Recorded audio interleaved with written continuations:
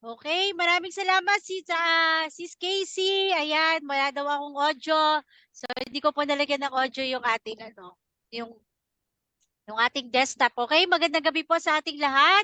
At ngayon ay isang gabi na naman po ng punong-puno ng pag-aaral, pagdinilay at pakikinig para sa ating dalawang kapatid na mag-uusap nito. So, simulan na po natin siguro. Okay, ang pag-uusapan po, ayan ha, alam niyo po isa to sa mga napakagandang, personally sa akin po, isang napakagandang topic po nito. Okay, so ang kanila pong topic ngayon ay Holy Eucharist. Ayan, isa sa pinakarurok ng pananampalatayang Katoliko ay ang banal na Eucharistia. Okay? So ngayon, ang pagbabalik po ng ating kapatid na si Brother Mark Umbao. Ayan, na-miss ka po daw nila, Bro Mark. Ayan, kasi lagi nila nakikita dito si Pastor Eric. Ayan. So by next week po, abangan nyo po yung mga debate pa po natin na magaganap dito rin po sa ating page in Defense of the Truth. Ayan, so pa-share po ng ating live 15 live viewers. Ayan, okay, siguro hindi na po natin siguro patatagalin, okay? Magbigay po muna ng parang opening statement ang ating dalawang kapatid na to. Ang ating po nga palang first speaker ay ating kapatid na si Brother Mel. Siyempre, ayan, sa topic na Holy Eucharist at in-indicate naman ito ng ating kapatid na si Brother Mark Umbao. Okay, 1 minute, Brother Mel. Pakilala siyempre, siguro kilala ka naman na nila, pero siyempre ano yung inaasahan at ano yung Muli. tititigan sa debating ito? Muli magandang gabi para sa kapurihan kalawalhatian ng ating Diyos. Narito po muli si Brother Nol, no? Para tindigan at idepensa ang ating paniniwala about sa Holy Eucharist, no? Na ito ang pinakarurok ng ating pananampalatayang Katoliko. No, kung magbabasa tayo, ito yung rurok ng ating pusod ng ating pinananampalataya, no? Ang banal na Eucharistia. So muli, ang kapurihan kalwalhatian ay para sa ating Diyos at sa kanyang simbahan. Naway gabayan tayo ng banal na Espiritu Santo na lumitaw ang tunay na katotohanan sa ating lahat. Amen. Okay, maraming salamat Brother Mel at siya po yung ating first speaker. So, syempre dako naman po tayo sa ating kapatid at suki dito sa In Defense, si Brother Mark. Ayan, ang ating po second speaker. So, pakilala ko pong muli, Bro Mark. Mapagpalang gabi sa lahat sa bubuo ng In Defense. Muli, ako po ay pamamalian ko ang doktrina ng Eucharist ng mga Romano Katoliko dahil ito ay hindi naayon sa Scripture. Pag-aralan po natin, timbangin po natin para tayo ay matuto at mapunta sa tamang katuruan. Yun lang po. Maraming salamat. Thank you. Yan, thank you. Maraming salamat din sa iyo, Bro Mark. Okay, so babasahin na po muna natin bago natin simulan ang pag-uusap nito. Babasahin po natin yung ating magiging rules ng ating debate na to. Shoutout po tayo dyan sa atin sa comment section. Maraming salamat sa iyo, Sanrio, sa lahat ng mga nag-share. Ayan, medyo madami na po nag-share at sa ating 24 live viewers. Okay, so debate rules. Okay, makinig po, debaters. Number 1, syempre ang lahat po ng sagot ay kailangan sagutin po ng 20 seconds maximum at kung titigil ang sumasagot ng at least 3 seconds ay magde-next question po. Okay, number 2, ang categorical question, kailangan sumagot ng categorical muna bago magpaliwanag ng hindi lalampas ng 20 seconds. At magsasabi na po ang moderator ng next question. Number 3, kung hindi niya sasagutin ng tanong, magkakaroon siya ng 10 segundo na pagpapaliwanag at yan na yung pinakasagot sa tanong. Number 4, sagutin ang tanong ng naaayon sa tanong. Number 5, sa first stand, doon lamang dapat magtanong sa inilatag ng katunggali at kung itinatanggi niya ay automatic next question. At sa rebuttal, doon na lamang pwedeng itanong ang lahat. Number 6, ang debater po na makatatanggap ng 2 warning mula sa moderator ay may kaukulang disiplina. at babawasan po ng 1 minuto sa kanyang oras ng pagtatanong o daragdagan naman ng 1 minuto kung ang tinatanong naman ang paglalapatan. Number 7, bawat senaryo ng objection, 1 beses lamang maaaring magpaliwanag, 1 objection lang at hindi po susundan ng sunod-sunod na objection. At during final conclusion, no objection. At pangwalo, hindi po pinapahintulutan ng physical na atake at mga pagmumurayan. So yung po mga hindi kailangang words dito sa pag-uusap nito, mga unnecessary words ay iwasan po natin upang magkaroon po tayo ng isang makabuluhang pag-uusap. At number 9, no challenge question. Mga tanong na kung mabasa ko, paano kung mabasa ko, ay hindi po papayagan sa debateng ito. At number 10, ito lamang po ang iiral na patakaran bilang pagsasaayos po ng debateng ito. At ang magiging rules po ng kanilang oras ng kanilang debate ay 10-7, 10-7 at 5 minuto naman po para sa 5 minuto naman po ito para sa kanilang final conclusion. Okay, so wait lang po ha. Okay, simulan na po natin. Okay, kung ready na po, ayan, shoutout muna dyan. Okay, shoutout po tayo dyan sa atin sa comment section. Ayan, ang dami na po nilang nagko-comment. So, pray po natin na magkaroon tayo ng isang mapayapa at maayos na debateng ito. Okay, so kung ready na po yung ating affirmative na si Brother Mel. Okay, mga kapatid, ang topic po nila ay Holy Eucharist. Ayan. So, pa-share po. Ayan. Okay, sa Brother Mel, paki-unmute po. Naka-mute ka, Bro Mel. Oo, naka-mute. Okay, ayan. So, simulan na po natin at God bless sa ating dalawang kapatid na ito. 10 minuto, Brother Mel. Time is start now. Okay, magandang gabi sa ating lahat, no? So, malakas ba yung sound ko, sis moderator? Okay, so muli, no, titindigan ko na itong pinananampalataya nating banal na Eucharistia ay biblical base. No, na magbibigay ako ng mga passage sa Bible na magpapatunay na itong tinapay at alak ay tunay na katawan or flesh and blood of our Lord Jesus Christ. Bakit? Sapagkat ang Panginoong Diyos na si Jesucristo na ating pinaniniwalaang Diyos, hindi yan nagsisinungaling, no? At hindi yan nagbibigay na sinasabi niya ganito lang yan, no? Kapag sinabi ng Diyos, totoo yan na dapat nating paniwalaan. Sabi niya, sapagkat ang tinapay ng Diyos ay yaong bumabang mula sa langit at nagbibigay buhay sa sanlibutan. Sabi niya, for the bread of God is He which come down from heaven and give life unto the world. Sino ito? Sinabi ni Jesus sa kanila, ako ang tinapay ng kabuhayan, ng buhay. I am the bread of life. Ang lumalapit sa akin na hindi nagugutom at ang sumasampalataya sa akin ay hindi mauuhaw. Sabi ni Jesus yan, no? Sa John chapter 6 yan in the following verse. Ako ang tinapay ng buhay. I am the living bread, sabi niya. Ako ang tinapay na buhay na bumabang galing sa langit. Kung sino man, take note kung sino man ay kumain ng tinapay na ito, siya'y mabubuhay magpakailanman. Oo, at ang tinapay na aking ibibigay ay ang aking laman sa ikabubuhay ng sanlibutan. Napakalino, no? Ang tinapay na iyon na ibinigay sa atin ng Panginoon, no? Ay ang kanyang katawan. Sabi niya, oo. At ang tinapay na aking ibibigay, siya yun. Siya sabi niya, I am the bread of life. I am the bread came down from heaven, sabi niya, no? At ang tinapay na aking ibibigay ay alin? Ang aking laman, yung flesh niya, no? Kaya nga ito mayroon tong true blood and true body of Christ, yung ating Holy Eucharist, no? Na ikabubuhay ng sanlibutan. Mababasa yan sa John chapter 6, 35 and the following verse. Doon natin makikita, no?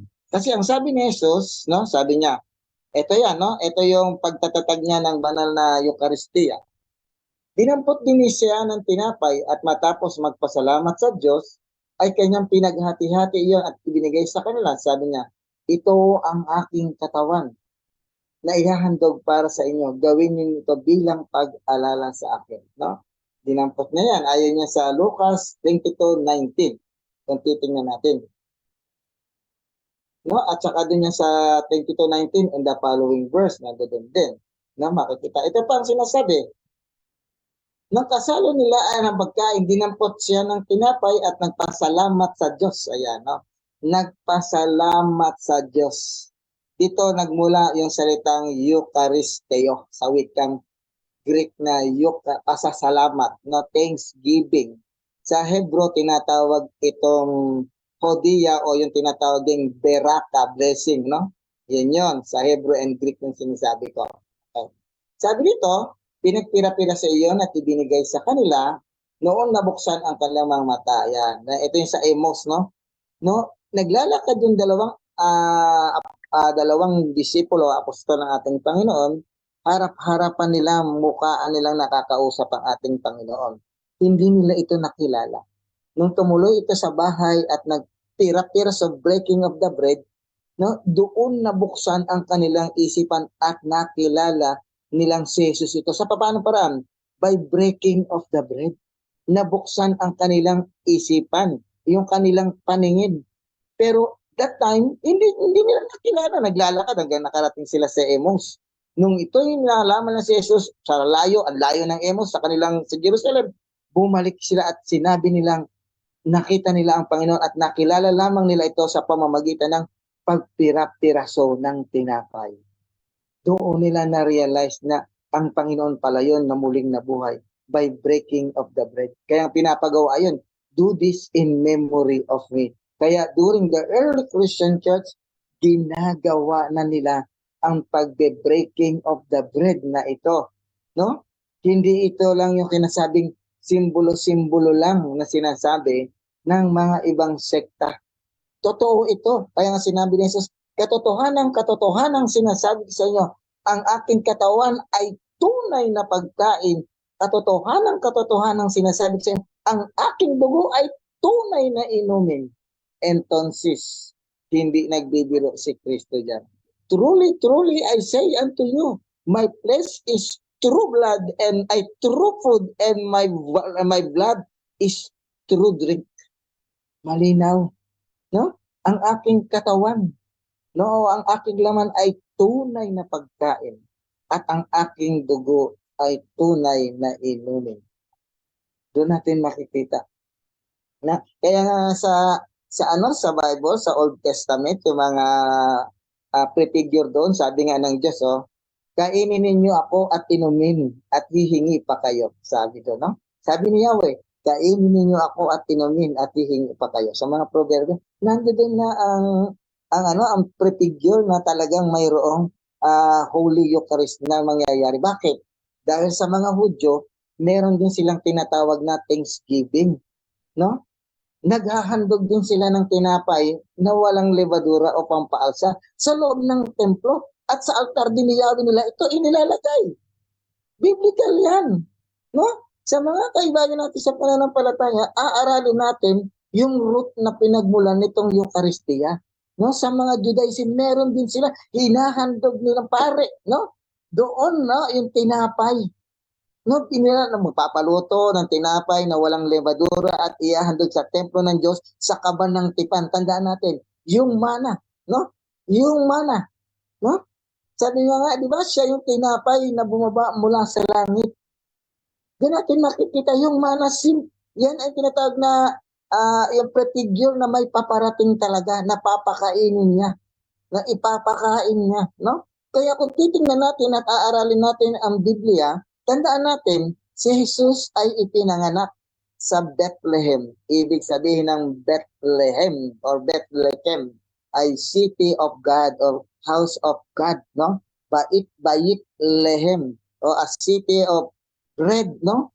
A city of bread, Bait-Lehem sa wikang Hebrew yan, no? Kaya doon siya pinanganak at doon din mismo sa sabsaban siya inilagay sa manger na kung saan yun ay kainan ng mga hayop. Kaya doon mo makikita, no? Na Bumaba siya mula sa langit, kainin ninyo ako ang tunay na tinapay na bumaba sa langit. Nilagay siya doon sa kainan ng tupa na kinakainan. At doon siya nilagay din sa city of bread na tinatawag na Bethlehem. Dapat alam natin yun. Kaya nga nung time na nagkakaroon sila ng seder o yung tinatawag nilang beraka, no? Beraka, yung blessing nila, ginagawa din nila ito sa Old Testament at ginawa ito ni Jesus doon sa kanyang farewell na kumbaga ano tayo, may farewell party pag aalis na tayo o mamamatay, di ba? O mapupunta sa ibang bansa, may farewell party ginagawa ang tayo. Si Kristo may farewell din na iniwan para siya lalong maalaala alin. Do this in memory of me. Yung breaking of the, gawin ninyo ito bilang pag-alala sa akin, no? Sabi nga doon sa Lucas, no? Lucas, sa Corinthians chapter 10, no? Babasahin natin. Ang linaw-linaw ng sinabi doon na sabi sa tuwing babasahin natin sa 26, basahin natin. Sabi dito sa 26, babasahin natin. Lucas 11:26. Sa tuwing ginagawa natin ito, sabi roon, no, ay pinapahayag natin ang muling kanyang pagparito. Basahin natin sa 11:26. Sapagkat sa tuwing kanin ninyo ang tinapay na ito at inumin ninyo ang saro, ay inahayag ninyo ang pagkamatay ng Panginoon hanggang sa dumating siya. Malinaw yung sinasabi ni Apostol San Pablo rito, no? Kaya nga, do this in memory of me. No? Tinuro ba to sa kanya ni Jesus? Yes, tinuro siya. Tinuro sa kanya yun ng ating Panginoon. Wala doon si San Pablo. Pero sino ang nagturo sa kanya nung Eucharistic celebration na yon? No? Si Jesus mismo ang nagturo sa kanya. No? Kung babasahin mo yung 10, babalik ka, no? Itinuro sa akin ng Panginoon ng gabing iyon bago siya ipinagkanulo. Dumampot siya ng tinapay, pinaghati-hati niya yun. Wala si Apostol San Pablo. Ba't niya alam yun? Ba't niya natutunan yun? Ano sabi doon? Itinuro sa akin ng Panginoon. Okay, so time is up. Okay, so Meron pa, time is up. Wala na. Pag nag-red na siya, ibig sabihin, time, okay na siya. Okay, maraming salamat po sa ating dyan sa comment section at sa ating 40 live viewers. Ayan, so magandang gabi po sa inyo lahat dyan. At shout out bro Jeff De La Cruz, si Florence Sadigan Iligan, Grace Kim, ayan, si Leo Delfin, at sa lahat po ng mga nag-share, si Bro Ted, si Brother Arel, ayan. Thank you. Si Brother Elias Arsadon, ayan. Kamusta, bro? Ayan. At sa lahat pa po ng hindi ko na po siya mabakrit. Okay, so dako na po tayo. Salamat po sa mga nag-share. At pa-share po sa mga hindi pa po nag-share ng live, pa-share po mga kapatid. Okay? Okay, so Brother Mark, naka-mute ka po. Naka-mute ka po. Ayan, Mary Joy Hina, shout out po. Ayan, magandang gabi po sa inyo dyan sa atin sa comment section at sa ating 43 live viewers. Ayan, thank you so much po sa inyo. Abangan nyo po bukas, meron tayong debate. Si Brother Mark Umbao, ayan, si Bro Mark and Bro Philip. Ayan, abangan nyo po bukas. Okay, ready na po, Bro Mark? Ready na po. Okay, 7 minutes po yung ating oras ng pagtatanong at meron po ako ditong 20 seconds para sa pagsagot, okay? Again, remind ko lang po ulit, patapusin ang nagtatanong at patatapusin ang sumasagot ng 3 seconds. At kung categorical, sagot muna po na categorical. Okay, so ready na po ba, Bro Mark? 7 minutes. Okay. Time start now. Tanong. Unang tanong ko, Brother Melchor, sabi mo hindi nagsisinungaling si Yahushua, si Jesus, hindi nagsisinungaling. Yung sa John 6:53 to 54, nasasab na hindi nagsisinungaling dahil literal 'yon. base sa paliwanag mo, literal 'yon at walang mababasang symbolic. Kaya hindi nagsisinungaling siya dahil literal 'yon na laman at dugo. Tama po ba ako? Yes. Yes. Kaya nga, sabi nung mga nakikinig nun sa 666, umalis sila. Papaanong ipapakain ng taong ito ang kanyang katawan at papainom ang kanyang dugo? Hindi naintindihan nyo, kaya maraming tumalikod eh. Hindi nila naintindihan yun. Kaya nga yung mga apostol, hinarap niya, kayo ba? Iiwan nyo rin. Ang sabi niya ng San Pedro, nasa inyo ang buhay na walang hanggan. Okay, next Naintindihan ng mga question. apostol. Okay. Next Next question. question. Hindi nagsisinungaling dahil wala yung salitang symbolic. Ang follow-up question ko, doon ba sa talata, meron po bang mababasang literal, consecration, transubstantiation, o kaya napalitan ng substance? Meron po ba sa talata, sa buong chapter na ng chapter 6 ng John, meron po ba mababasa doon na consecration, transubstantiation, tsaka literal? Meron po ba tayong mababasa? Ito. Okay. Yung literal translation Bible, no? For my flesh truly is food and my blood truly is drink. Na ayan, truly na, no? No, ayan, literal yan. Sabi pa dito, my flesh is true food and my blood is true drink sa CEV Bible. Sabi ng ESV, no? For my flesh is true food and my blood Okay, is true next drink. question. Next Ano eh, question. no? Next question. Ang Brother linaw. Melchor, Brother Melchor, susundan kita dyan sa katwiran mo, no? Totoong pagkain at totoong inumin. Ano ba ang paniniwala niyo, ang pagkakaunawa niyo, kaibigan? Ang ating espiritu ay, ang kinakain ay, ang espiritual natin pangangatawan, ang kinakain ay physical na laman, physical na pagkain, physical na karne, physical na tubig, ang ating iniinom. Ganun ba ang pagkakaunawa niyo, kaibigan? Sagot? Yes. Sabi niya, ang aking katawan ay tunay na inumin, both physical and spiritual. Tinatanggap namin si Kristo sa anyang tinapay at alak. Dahil sinabi niya, katotohanan, katotohanan. Ang sabi niya, ang aking laman ay tunay na pagkain. Sabi niya, no? At ang aking dugo ay tunay na inumin. My flesh is the real Okay, next food. My question. blood, the real drink. Tunay Next yan. question.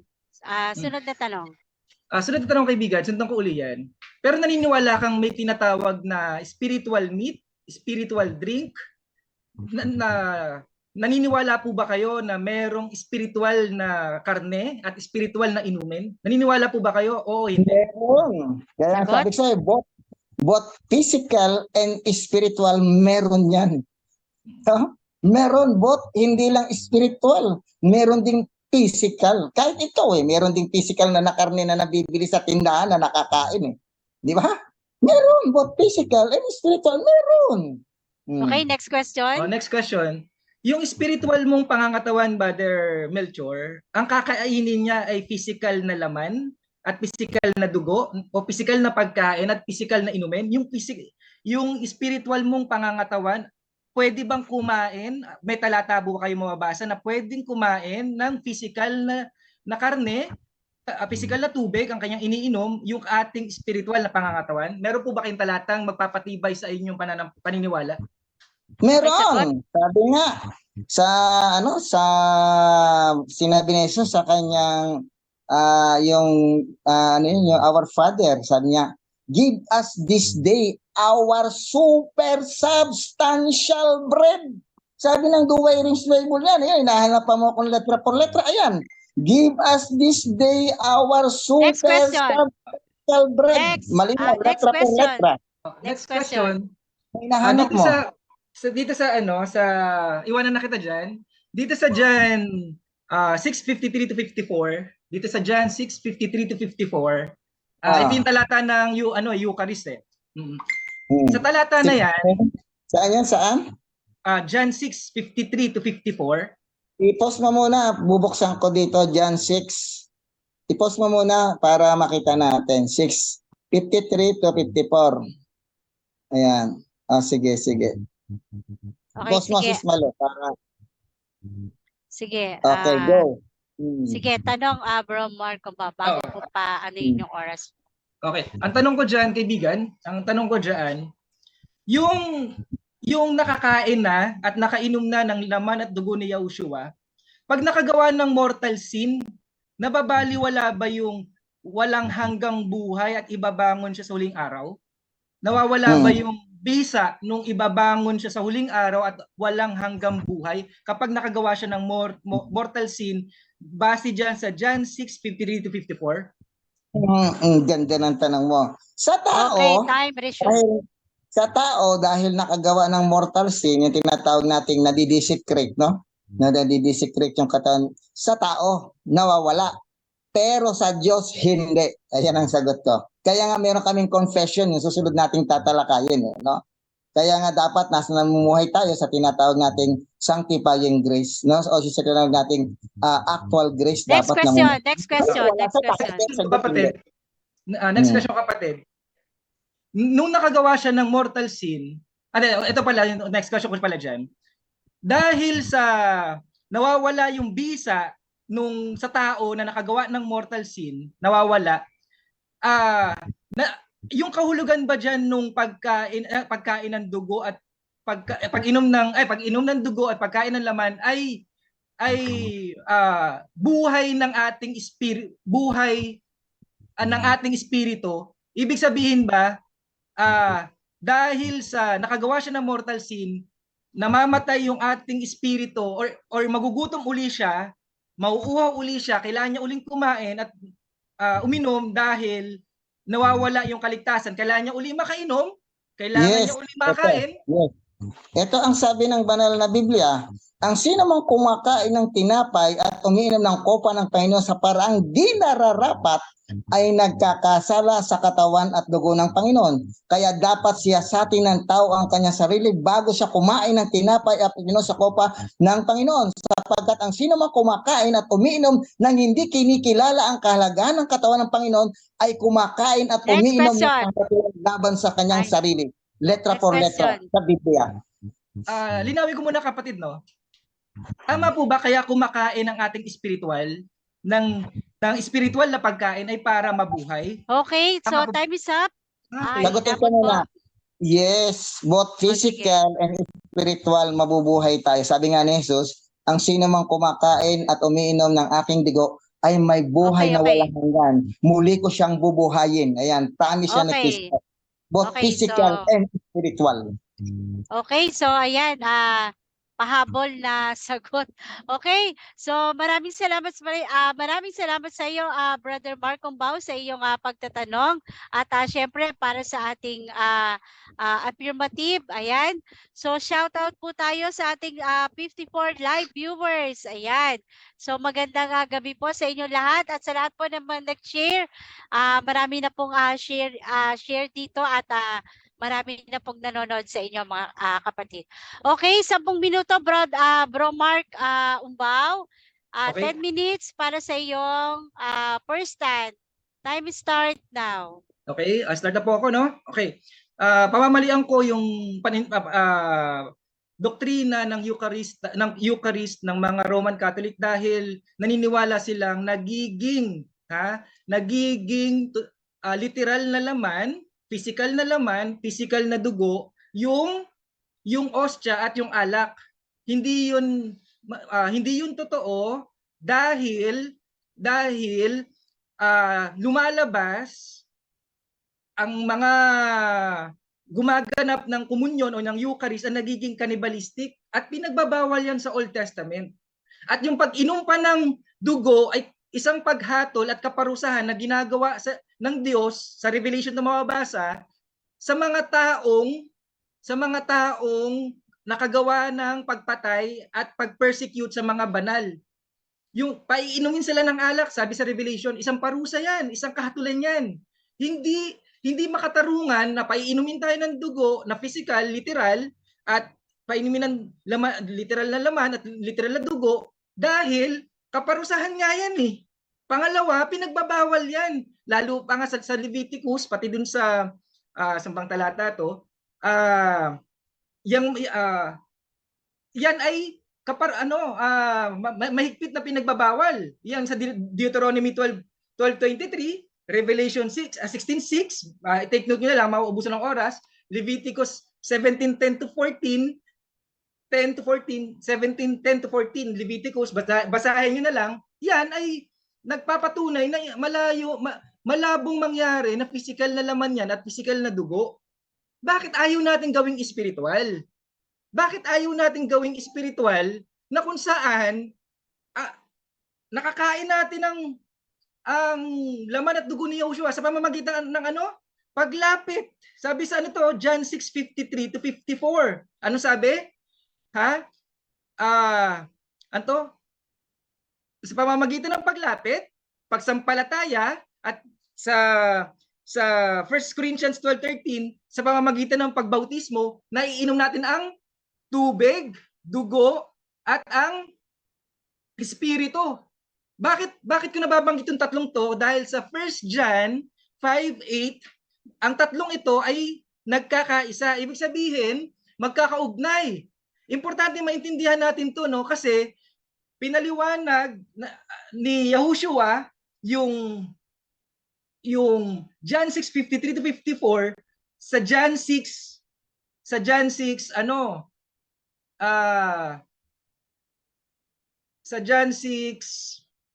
ano ba tong talatang to?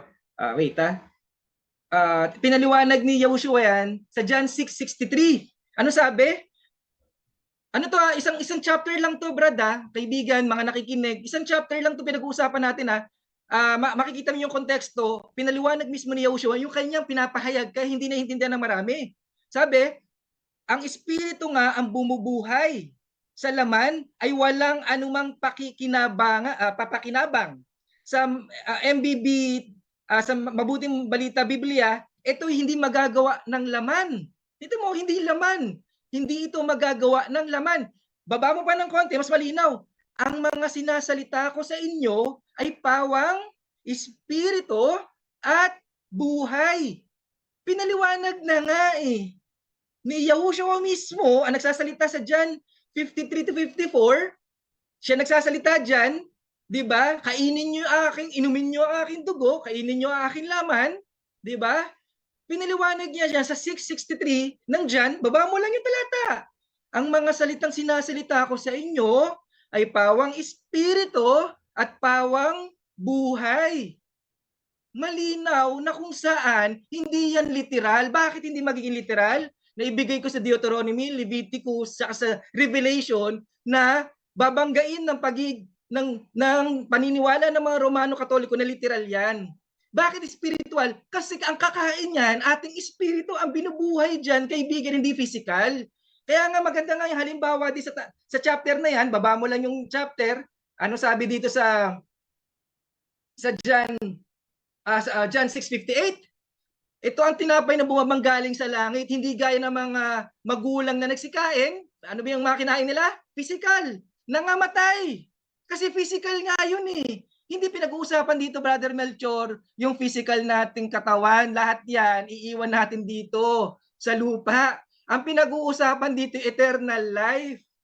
Kung eternal life ang pinag-uusapan dito, maging maunawaan po natin, ang pagkain na pinag-uusapan dyan, spiritual na karne at spiritual na inumin.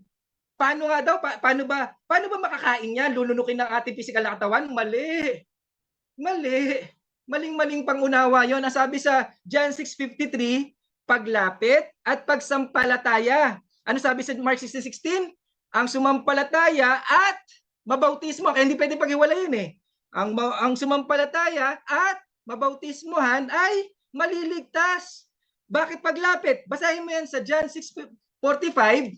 Maunawaan natin ibig sabihin ng paglapit. Sa John 6:45, wait lang buksan ko lang yung Bible ko. Wow, naghang pa yung telepono ko. Sabi sa John 6, nasa mapapansin nyo, yung binabasa ko nasa isang chapter lang. Bakit? Ito yung konteksto niyan Yan ang konteksto niya. Kaya kailangan maunawaan itong mga kapatid natin sa Roman Catholic. Ginagawang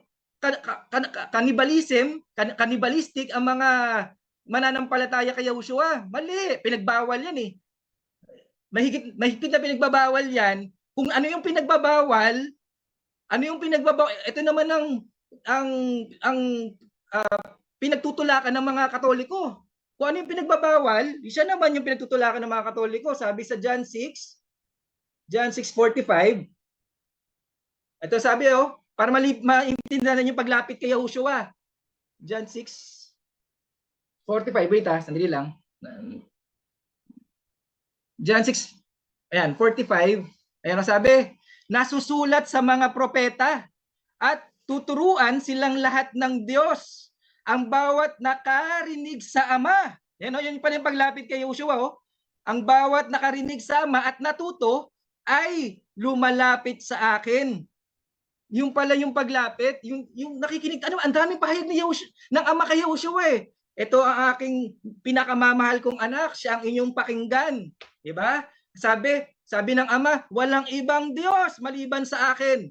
Diba? Maraming salita ang Ama Walang ibang Diyos maliban sa akin. Ako lang ang tagapagligtas, ako lang ang mediator. Ang dami yan. Mahabang pag-usapan yan. Pero para i-summary ko lang, nakakain natin ang laman at dugo ni Yoshua sa pamamagitan ng paglapit at pagsampalataya. At pag sumampalataya ka, magpapabautismo ka, anong talata to?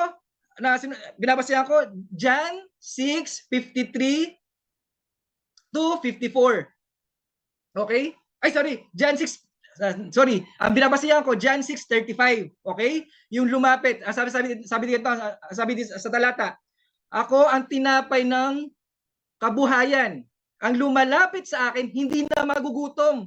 Kaya kami mga lumapit, Brother Melchor kay Yoshua, hindi na kami nagugutom. Ano ibig sabihin na hindi nagugutom? Osas, katiyakan ng kaligtasan. Kaya tinanong ko sa iyo yan pag nakagawa ng mortal sin, baliwala na yung nakain mong dugo at nainom mong dugo at nakain mong laman. Baliwala na yon. Ang sabi dito kaibigan, ang lumapit sa akin na hindi na magugutom. Bakit ka kumakain, kaibigan? Para mabuhay. Bakit tayo umiinom? Para mabuhay ang ating espiritu. Ganun kasi ang katawan lupa natin, kaibigan Kaya ang laman lupa natin, kaya kumakain at umiinom ay para mabuhay. Ganun din ang espiritu natin. Ang sabi niya, ang lumalapit sa kanya, ano yung ibig lumalapit? Nakikinig sa Ama at natututo sa Ama. Yun yung lumalapit kay Yahushua. Hindi na yung magugutom. Ang sumasampalataya sa akin, hindi na mauuhaw. Ibig sabihin, magkasala ka, katiyak ang kaligtasan mo, bayad. Charge to the cross yan. Charge to the cross. Yun ang ibig sabihin, osas yan Katiyakan ng kaligtasan. Pero sa mga Romano Katoliko, hindi. Ay, nawala na yung bisa ng laman at dugo. Uhaw na naman ako. Kakain na naman uli ako. Iinom na naman uli ako. Kaya talagang malaking kalapastangan ng turo yan, ginagawa ng kanibalistik ang mga nananampalataya sa Diyos. Pagkatapos nun, inaalis pa yung katiyakan ng kaligtasan, yung good news. Inaalis pa. Kaya ang linaw Kaya sabi, ano yun? Yung kalunos-lunos na dadanasin ng taong yumurak sa... Okay, so time is up. Time is up. Tama. Okay, ayan. So pag po namulan na ng ganyan, stop na po tayo. Okay, maraming salamat po sa iyo, Brother Mark. Okay, wait lang po nakakaya. Shoutout po muna tayo sa ating ayan, 47 live viewers at kay Brother Evan Paul Machon, ayan, kila Oliver Ruden, ayan, Leo Delphine, Cunibertor Retarino, ayan, si Brother Nolan, ayan, thank you so much po para sa inyong mga share, ayan, si Jeline Magalona, ayan, Stanley Columo, and Brother Ron Santos at si Nathaniel Yenzo. Ayan. So, thank you. At ayan. So, we have 50 live viewers. Okay. So, dako na po tayo para sa cross-exam ng ating affirmative. Okay, Bro Mel. Nakamute ka. Nakamute ka.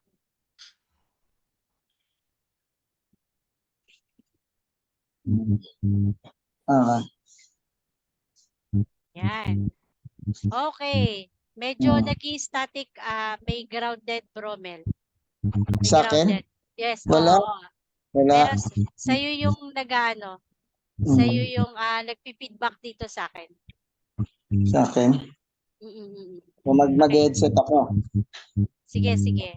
Kanina Para- wala, maayos siya kanina eh. Maganda siya kanina. Yung signal siguro, mahirap signal dito.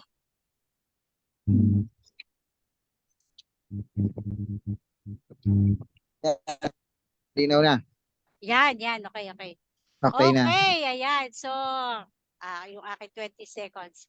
Okay, 7 minutes. Bromel, time start now. So, tanong. Okay. Unang-una, ito ang tanong ko. Kasinungalingan ba o katotohanan na sinabi ni Jesus na ang kanyang laman ay tunay na pagkain at ang kanyang dugo ay tunay na inumin? Katotohanan ba yan o kasinungalingan? Categorical question. Okay, categorical. Sagot. Ang sagot diyan, kaibigan, katotohanan. Okay? Ang salita ni Yahushua ay pawang espiritu, pawang buhay at katotohanan. Okay? Bakit katotohanan? Kasi walang literal diyan. Walang consecration diyan, walang substantiation diyan. O kaya wala. Ibig sabihin, totoo. Okay, next question. Next question.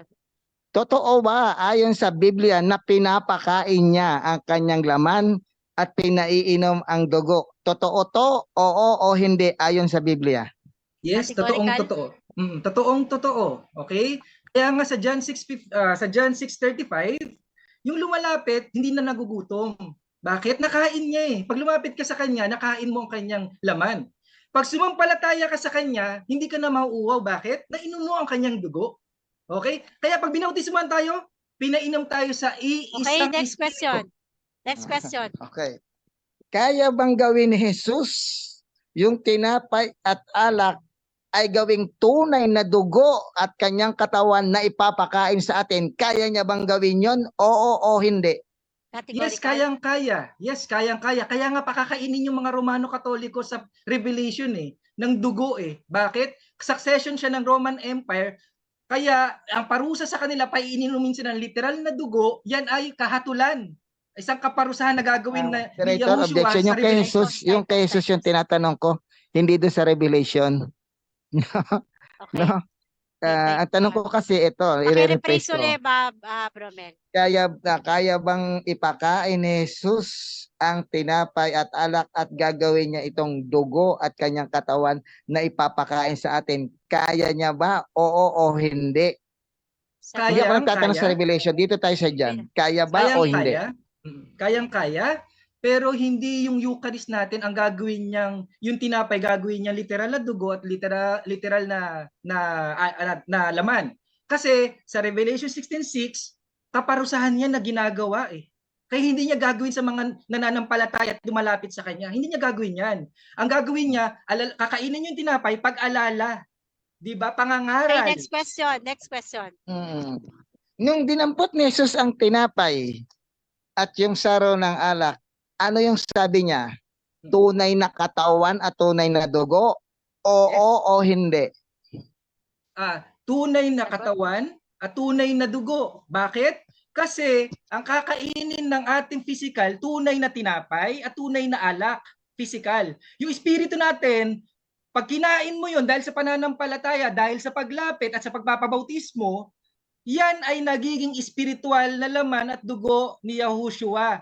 Every Next time question. Sunod na tanong. Okay. Sunod. Doon sa John chapter 6 verse 53 to 54, ano yung tunay na pinapakain doon? Yung alak at tinapay o yung katawan at dugo? Categorical. Sa Okay. John 6:53-54. Alin ang tunay na pinapakain doon? Yung tinapay at alak o yung kanyang flesh and blood? Categorical. Tinapay at yung alak ang sinubo at kinain ng mga apostol. Okay? Ngayon, bakit bakit may karagdagang bisa yon sa ating espiritu? Kasi lumapit ka nanampalataya ka at magpapabautismo ka sa Day of Pentecost. Anong ibig sabihin yan? Ibig sabihin yan, hindi nagbago yung tinapay na naging... Next question. Okay. Sabi mo tinapay at alak pa rin yung sa John chapter 6 verse 53-54. Ang tanong, nung dinampot niya tinapay, di ba? At yung dinampot niya dugo, ang tanong, nung inaabot niya ba ito sa mga apostol, tinapay pa ba ang sinabi niya? alak pa bang sinabi niya o katawan at dugo na ang inaabot niya? Alin doon? Tinapay at alak pa rin ba o katawan at dugo na yung inaabot niya? Sagot. Inaabot pa rin niya tinapay at alak. Okay? Sinabi niya doon, ito ang aking katawan. Wala doon yung literal, wala yung symbolic, wala yung consecration, wala yung transubstantiation. Ibig sabihin, parehas tayong neutral yung verse sa ating parehas. Neutral. Pero bakit ko masasabi yan spiritual? Next question. Next question. Stop the clock muna. Objection lang ako sa 53-54, no? Yes, Ah, yes. Kung pahintulutan ako, babasahin ko kasi sabi niya, tinapay pa rin, no? Ito yung tanong ko kasi eh. Sinabi nga sa kanila, Sus, katotohanan sinasabi sa inyo. Malibang inyong kanin ang laman ng anak ng tao at inumin ang kanyang dugo, ay wala kayong buhay na walang hanggan, no? Sabi niya, ang kumakain ng aking laman at uminom ng aking dugo ay may buhay na walang hanggan. Ang tanong, tinutukoy pa ba rito yung tinapay at alak o yung katawan at dugo na? Yun ang tinatanong ko sa 53-54. No, tinutukoy ba rito tinapay at alak o katawan at dugo na ang tinutukoy dito sa 53-54? Categorical. Sagot na po ako? Okay. Sagot. Okay, sige, sagot. Ang sagot dyan, kaibigan, nasa John 6:63, kaibigan. John 6:63. Ang mga salitang sinasalita ko sa inyo ay pawang espiritu at pawang buhay. Hindi literal na laman at literal na dugo. Sana maabot ng ating kaisipan, kaibigan. Isang chapter lang yan, no? Ibaba mo lang. Okay, next question. Ito yung tanong ko. Yung 63, wala naman kaming tutol doon eh. Doon tayo sa 53-54, no? Kaya sabi ko nga sa'yo, premise ko to kaya nga ang sabi ko nga sa'yo, spiritual and physical, tinatanggap namin siya, no? Okay, no? Ito ngayon ang premise kong tanong. Nandoon ba ang present ng Diyos kapag kami ay nagse-celebrate ng Holy Eucharist? Nandoon ba siya? Oo o wala? Sagot? Yes. Nandoon, isa o dalawa o tatlo ang nagtitipon sa pangalan niya. Nasa gitna natin sa Yahushua. Malinaw yan. Pero hindi physical na laman at physical na dugo sinasabi dyan. Sasabi dyan, pawang espiritu at pawang buhay. Okay? Kung nandoon pala sa banal na Eucharistia ang ating Panginoong Hesukristo, tanong, nandoon din ba siya sa wine and bread na pinagdiriwang ng mga Katoliko? Nandoon ba siya? Yes or no? Sagot? Wala. Kaya pala kayo naliligaw, kaibigan. Hindi na nananahan ang Diyos sa gawa ng kamay ng tao. Yung tinapay, gawa ng kamay ng tao. Ibig mo sabihin, gawa ng kamay ng tao, nandun yung Diyos? Malaking ano yan, kamangmangan yan, kaibigan. Kaya pala kayo nagkaligaw-ligaw. Okay, next question. Okay. Meron ka bang matibay na talata na magpapatunay na wala doon si Jesus sa Eucharistia ng tinapay at alak? Meron ka bang patunay na talata na wala siya doon sa tinapay at alak? Ayon sa Biblia, meron ka bang talata? Yes. Ang talata niya sa Corinthians yan, sabi hindi nga siya nananahan sa gawa ng kamay ng tao. Templo yun, literal na templo yun. Ang tinatanong ko, moderator objection. Ang tinatanong ko sa alak at tinapay, hindi dun sa templo. Templo yung ginagamit niya yung akse. Sa tinatanong ko, yung sa alak at tinapay, yung binabasa niya, templo yun nung nandoon sa Marshall na sinasabi. Ang tinatanong ko, sa tinapay at alak, hindi sa templo na gawa ng tao. Yun ang tinatanong ko. Oo, sige, Bromel. May counter po Yes, counter objection po. Kung nagbigay ko ng talata, hindi kasang-ayon, pasensya po, kaibigan. Pero ang malinaw, hindi siya nananahan sa gawa ng kamay ng tao. Malinaw yung kaibigan. Kaya kung nasa pagitan tayo, nasa gitna siya. Pagka may dalawa o tatlo, nasa gitna siya, hindi siya doon sa tinapay nananahan. Mali. Oo, mali yan, kaibigan. Okay, next question na tayo. Sumagot na si Bro Mark. Next question. Lahat ba ng bagay na nandito sa ibabaw ng mundo, gawa ba to ng Diyos? Oo o hindi? Yes, gawa ng Diyos. Amen. Yung tinapay yung tinapay at alak, no? Ang Diyos din ba ang lumikha niyan at ibinigay niya sa tao? Yes or no? Yes, Diyos din ang lumikha ng tinapay. Okay, so yan. So time is up. Inabot tayo. Okay, maraming salamat po sa inyong dalawa at syempre lalo na dito sa ating tagapagtanong at yung ating tinatanong. Ayan. Shout out po tayo dyan sa comment section at sa ating 57 live viewers. Kanina umabot po tayo ng 70. Okay, si Brother Forhan Strike watching, si Brother Jumel Valoria. Magandang gabi po sa inyong lahat dyan. Okay, so dako na po tayo ngayon sa ating gibaan time. Okay, sa ating rebuttal round. Okay, Brother Mel, naka-mute ka. Mute muna kita, Bro Mark, ha. Okay, so naka-mute ka, bro. Bro Mel, naka-mute ka. Naka-mute. Okay, ayan. nakamute ako. Wait Okay lang. na? Okay, wait lang. Yan, wait, saglit. Mm. Okay, 10 minuto para sa iyong rebuttal stand, Brother Mel. Mm. Time start Okay. now. So dito napatunayan natin na lahat ng aking mga tinanong ay amin naman siya. Kaya palang gawin ng Diyos yun, no? Na walang duda, no? Puro pagsang-ayon siya, no? Pagsang-ayon siya. Ngayon, nung mapahanap tayo ng talata, iba yung binibigay niya tungkol naman sa templo. Actually, sabi nga abang kumakain siya, dumampot siya ng tinapay, no? Ito yung sabi sa Mateo, matapos magpasalamat sa Diyos, pinaghati at binigay sa alagad at sinabi, kanin ninyo ito, kunin ninyo at ito ang aking katawan, no? Dili mo tinapay yung dinampot, pero yung pinapakain katawan, dapat sinabi niya, tinapay pa rin. Di ba?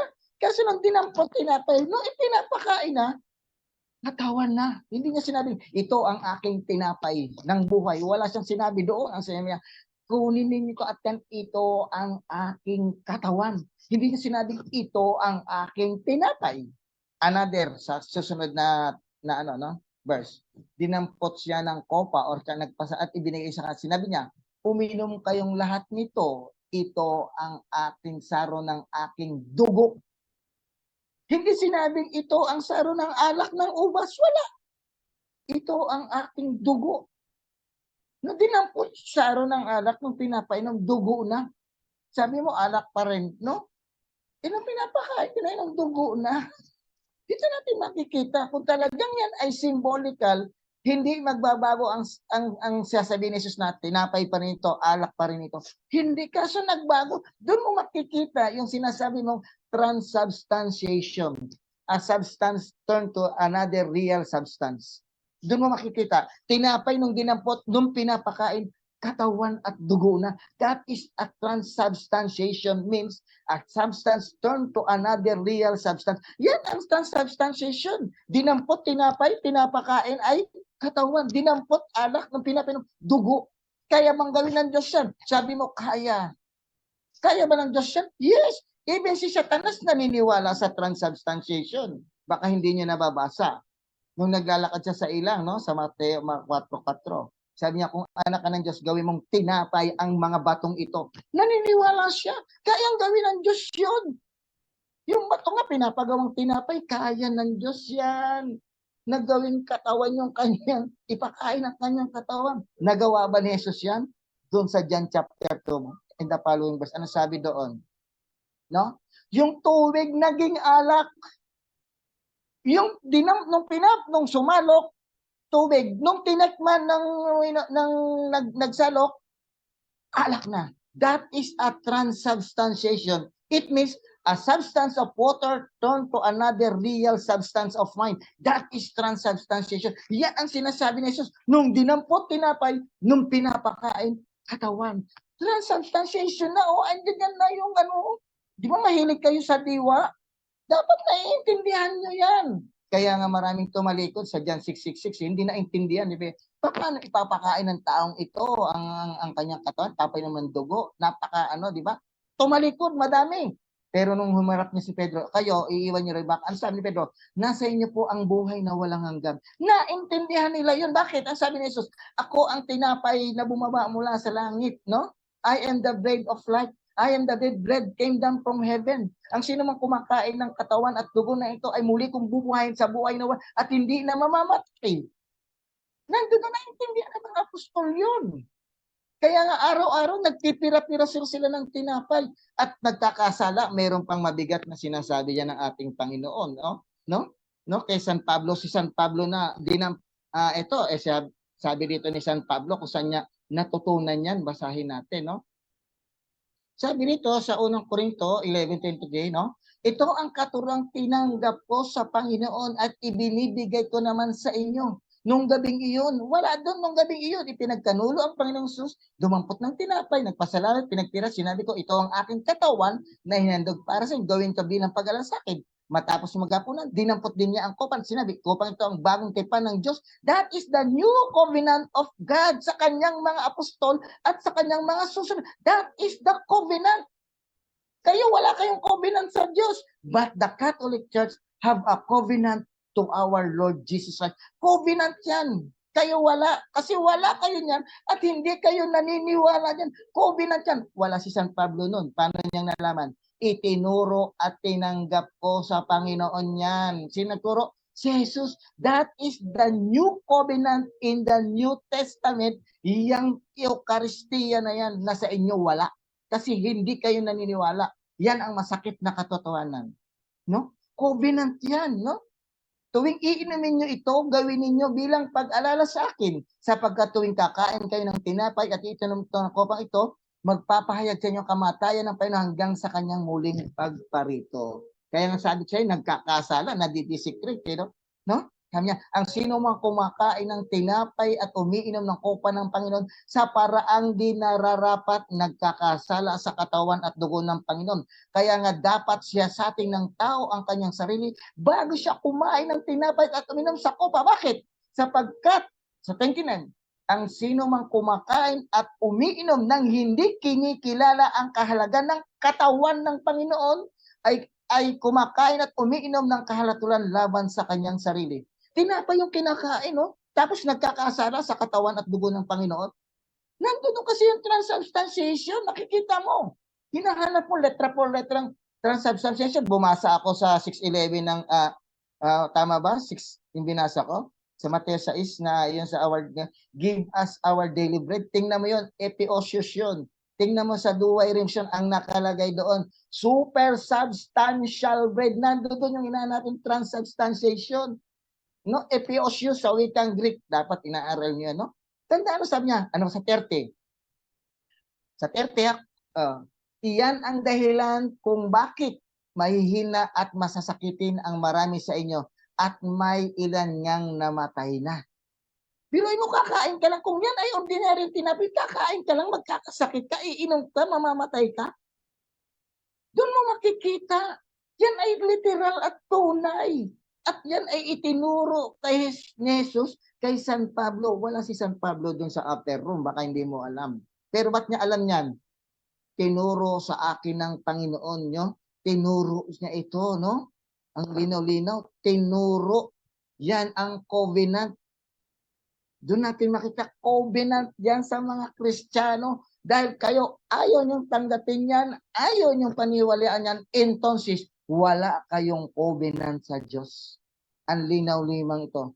Bagong tipan ng Diyos na pinagtibay ng aking dugo. Kaya nga yung mga talatang binabasa ng aking dugo, hindi ko ako pumasok doon, ilalayo tayo eh. Dahil sa Old Covenant, doon sa Old Testament, pinagtitibay ng dugo ng Diyos yun, no? Nagkakaroon ng pagtitibay, no? Ng dugo ng toro, dugo ng mga alay. Dito, dugo na ng Diyos ang nagtibay. Mas matindi ang dugo ni Kristo kaysa doon sa dugo ng mga hayop na sinasabi mo. Covenant yan. Dugo na ng Diyos ang nagpatibay dyan. Sa inyo, hindi yan totoo. Kaya wala kayong ganyan eh. Kasi wala kayo, aminin naman sa atin sa hindi, wala kayong covenant sa Diyos, lalo-lalo na yung ayaw sa Eucharistia. Wala, as in wala. Dahil mismo pinagtibay yan ng dugo ng Panginoon.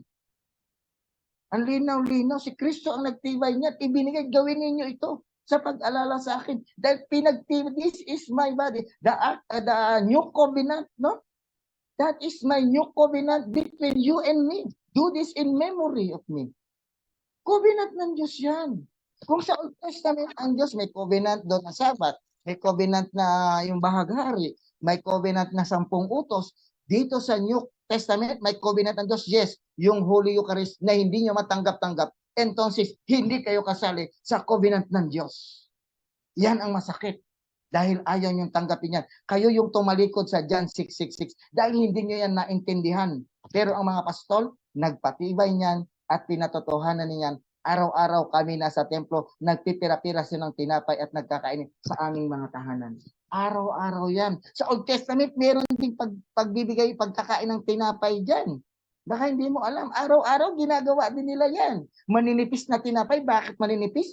Biblical yan, manipis na tinapay na nakalagay sa basket sa altar ni Yahweh. Meron sa Old Testament, sa New Testament pa mawawalan.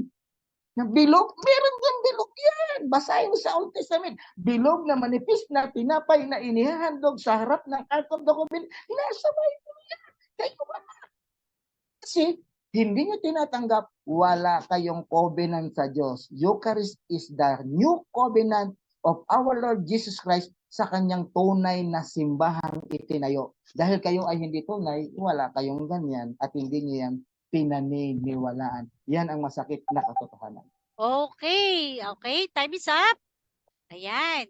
Maraming salamat po sa ating kapatid na si Brother Mel sa kanyang rebuttal stand. Okay, as 7 minuto ulit para sa pagtatanong ng ating kapatid na si Brother Mark Umbaw. Ayan, 70 live viewers. Maraming salamat po sa inyo at sa lahat po ng ating mga nakikinig. Ayan, tayo po ay maging mapanuri. Ayan, at pakinggan po natin ang lahat ng mga inilalahad ng ating dalawang kapatid na ito. Okay, 7 minuto, Brother Mark Umbaw. Wait lang yung aking 20 seconds.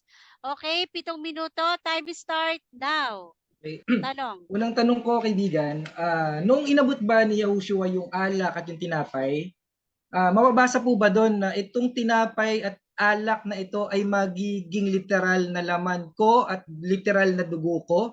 May mababasa ka pa na nabanggit sa talata na gano'n? Meron po ba? Meron o wala? Sagot? Category. Time pause tayo. Romel, naka-mute ka. Naka-mute. Mayroon, sabi niya, Okay. for time my to show. flesh is true food and my blood is true drink. No? Sabi niya dito, no? For my flesh is food indeed and my blood is drink indeed. Ibig sabihin, totoo. No? Sabi niya, for my flesh is real food and my blood is real drink. Sa IND, tingnan mo, real ang nakalagay. Okay, Pero next sa iba, question. truly Next question. tunay. Sunod na No, hindi tanong. sinabi symbolical, kundi Romel, tunay. sunod na tanong. Sundan ko yung tanong mo, kaibigan. No? Tanong, di ba Sundan ko yung ikaw tanong. ang magtatanong, bro? Hindi ako. Ikaw ang magtatanong. Hindi, sabi ko sunod na tanong. Okay, sige. Tanong. Sundan ko yung yung sagot mo, kaibigan. Sundan ko. Sabi mo, may mababasang literal. May mababasa ka, magiging. May mababasa. Ang sagot mo, kaibigan, totoo. Talaga. Totoong talaga. Di ba? Yung spiritual meat at spiritual drink, hindi ba totoong talagang pagkain? Hindi ba yung spiritual drink, hindi ba totoong talagang inumin? Yung ganun ba pagkakaunawa mo, kaibigan? Sagot, totoong Sagot? inumin na literal na iinumin at totoong spiritual drink na. Kaya nga, both body and spirit namin yan nalalasap. Parang ganito yan. Kumain ka ng ubas, di ba? Kinain mo. Ano ang makukuha mo doon? Yung sustansya at vitamins na papasok sa iyong katawan at magpapalusog ng iyong katawan. Okay, Yan ang next ating analogy question. sa'yo. Next Sundan question. ko uli yung sagot mo, kaibigan.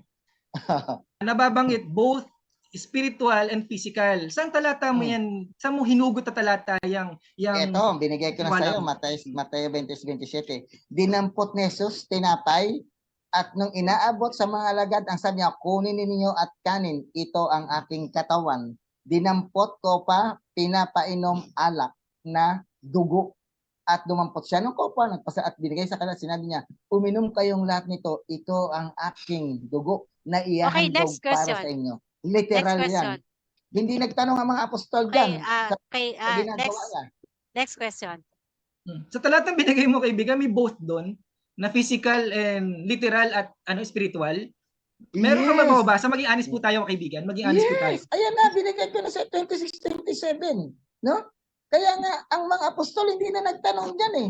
Kain lang sila, inom sila. Kaya nga nung tinanong si San Pedro, ako ba iiwan ninyo? Kasi sa John 6:66, may tumalikod. Sabi niya, hindi po.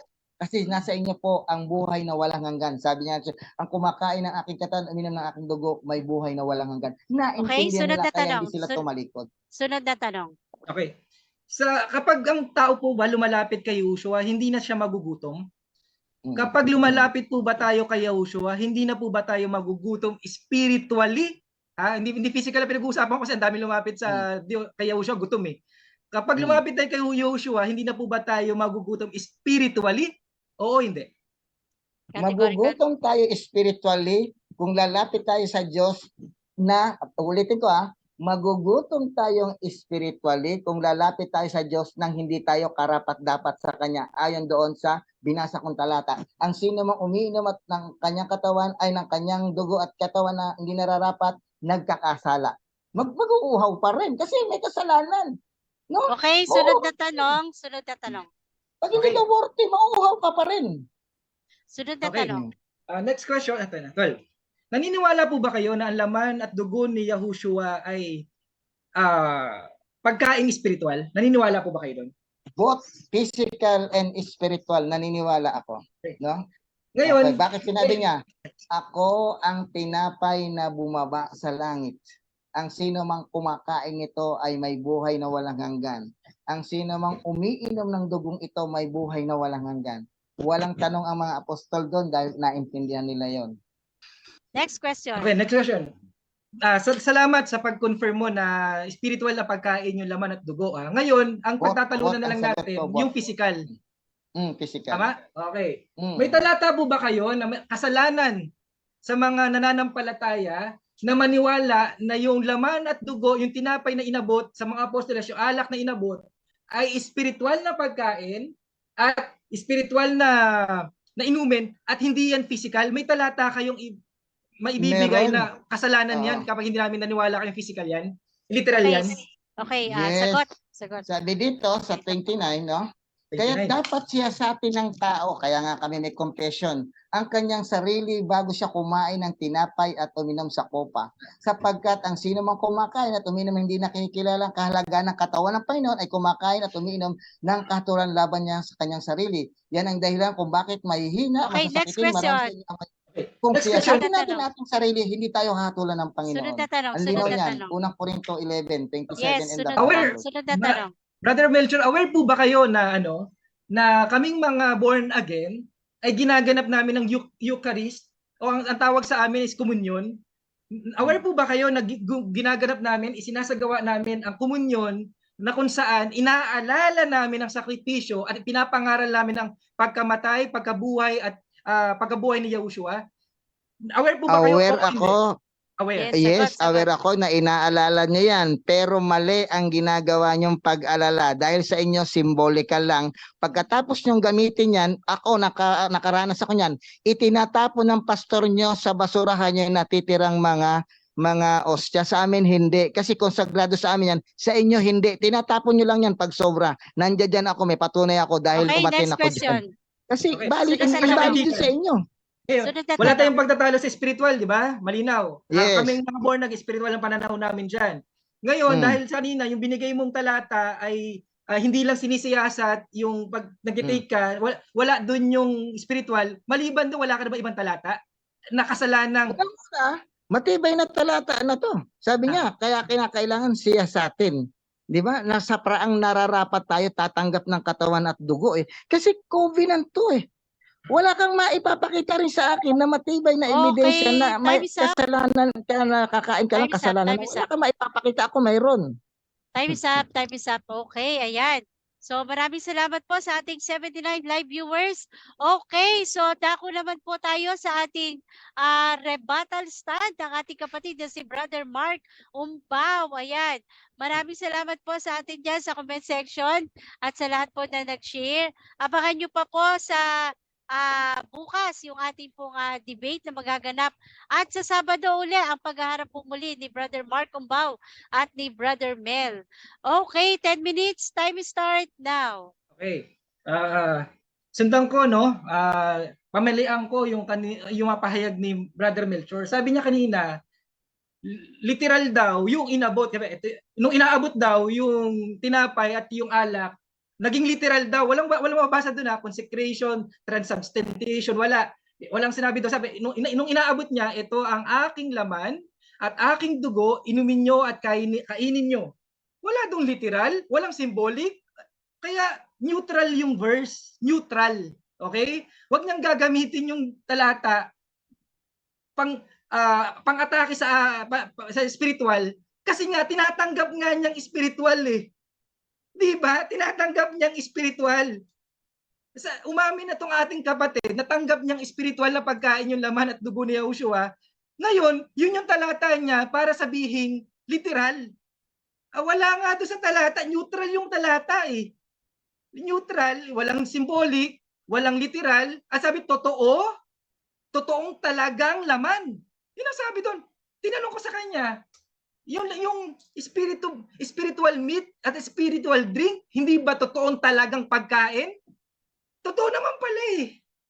Totoong ang spiritual meat at spiritual drink ay totoong inumin, totoong pagkain ng ating kaluluwa, kapatid. Totoo 'yan.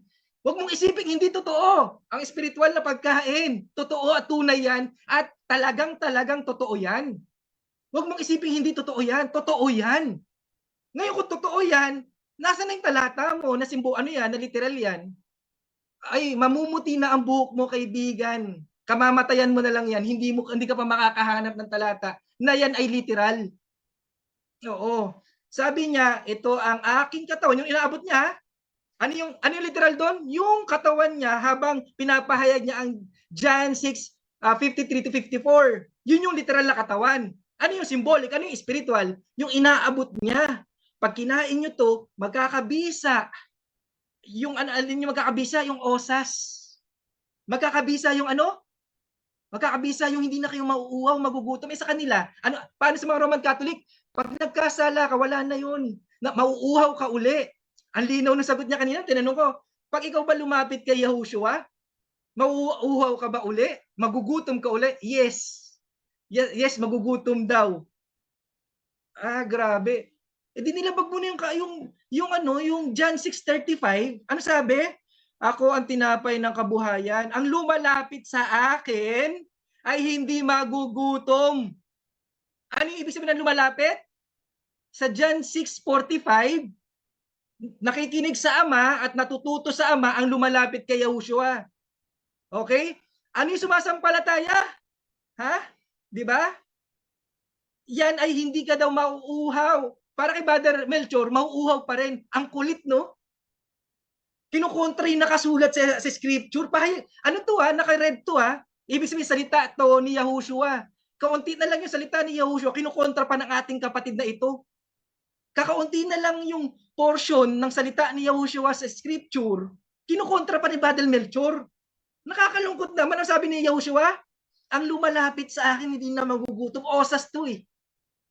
Ang sumasampalataya sa akin hindi na mauuhaw. Sila mauuhaw uli. Magugutom uli. Maraming nagutom, yes. Physical.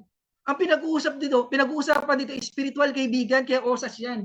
Ngayon, sabi dito, may nabanggit pa siya. Sabi ko, nagtanong ako, anong talata? Kung ang pananampalataya namin spiritual, total, sinang-ayunan mo naman. Diba? Total, sinang-ayunan mo naman. Saan yung talata mong nagpapatibay na literal yan? Naku, wala. Diba? Walang maibigay. Tapos, aware pala tong kapatid natin. Ang sarap niyang kausap na aware naman pala siyang ginaganap pala namin bilang pag-alala.